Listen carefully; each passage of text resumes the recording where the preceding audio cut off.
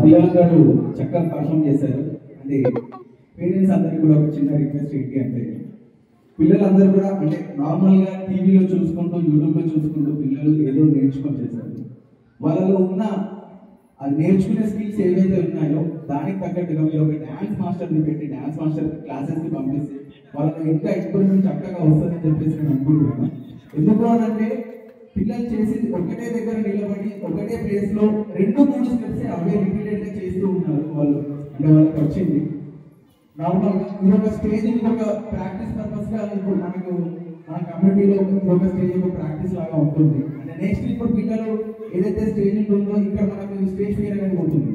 ఇంకా ముందుకు మనం వేరే అదర్ ఏదైనా కాంపిటీషన్స్ అయినప్పుడు స్కూల్లో కానివ్వండి ఇక్కడ మేము కండక్ట్ చేసే కాంపిటీషన్స్ కానీ పంపించినప్పుడు అక్కడ పిల్లలు పర్ఫామ్ చేయడానికి స్టేజ్ ఎలా యూజ్ చేసుకోవాలి, స్టేజ్ పైన ఎలా పర్ఫామ్ చేయాలి అనేది ఒకటి వాళ్ళకి ఐడియా అనేది డాన్స్ మాస్టర్ అనేది నేర్పించడం జరుగుతుంది. వాళ్ళకు మాస్టర్ దగ్గరికి పంపించి మాస్టర్ పెట్టి ఇంకా నేర్పిస్తే బాగుంటుంది అని చెప్పేసి నేను ఇది వేదిక పక్షం మీ అందరికీ తెలియడం జరుగుతుంది.